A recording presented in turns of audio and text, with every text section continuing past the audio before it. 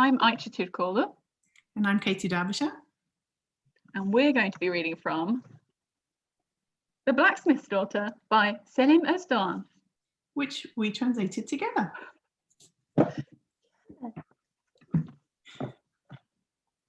Recep squeezed himself onto the bench where Gül was sitting and whispered to her, "Your dad's got into a row with Tufan. There's going to be a fight in the village square. Your dad's strong, but Tufan has more men." Gül was agitated. She felt hot. She felt like she couldn't sit still any longer, but she didn't move.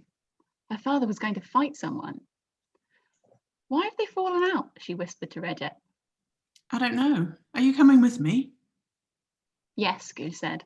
She had never seen adults fight before.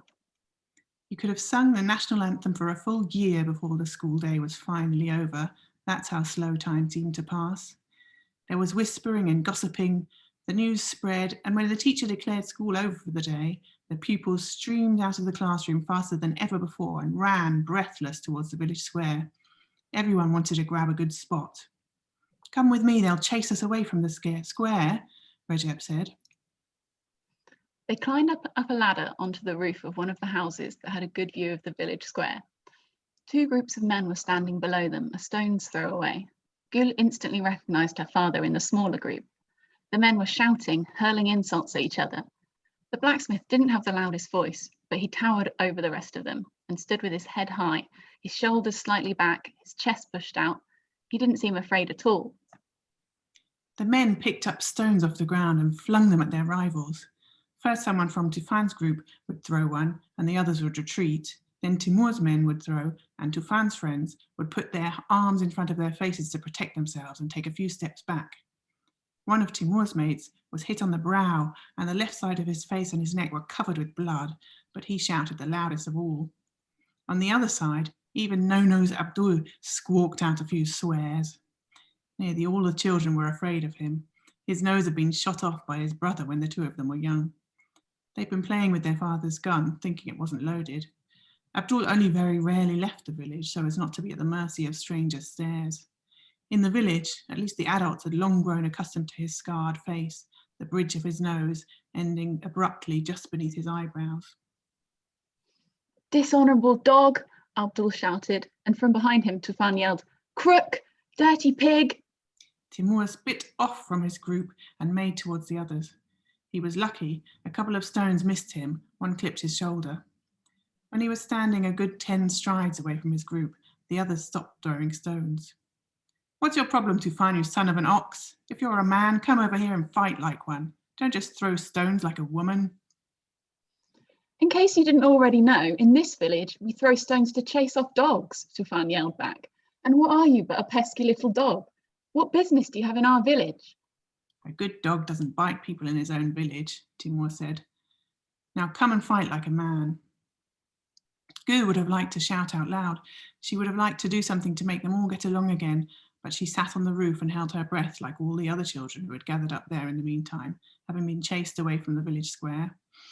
A few of the children recognised their own fathers among the groups.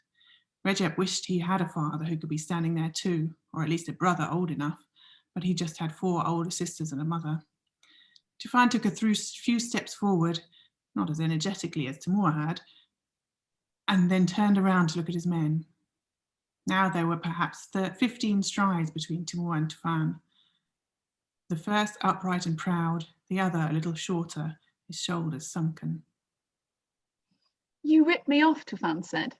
"You robbed me blind. I'll tell you again, I want my cut." "Cut? We agreed on a price for the beans, you got it. We shook on it, but now you want to go back on your word?" "You conned me. It was far too little." "I gave you a good price and you agreed to it." "You owe me double." "Fuck you, come and fight me." Timur took another 2 steps towards Tufan, who was clearly willing himself to stay standing, and suddenly a stone hit Timur in the middle of his forehead. Nobody saw who'd thrown it because they had all been mesmerised by the sight of the 2 rivals. Timur hesitated only briefly, wiped a hand over his brow and then ran at Tufan. But Tufan turned and ran to his men, who were now all flinging stones at Timur to keep him away. Once he'd been hit a few times, the blacksmith stopped and walked back slowly. When he was far enough away, he turned round again. You cowards, can't even fight like men. If I get hold of any of you, I'll use you to plug the hole you crawled out of. He yelled the air out of his lungs, and a single trickle of blood ran between his eyebrows and then down the left side of his nose, disappearing into his thick blonde moustache. We're going, he said. Tufan had run away. The matter was closed. Gül ran home excitedly and told her mother what she'd seen.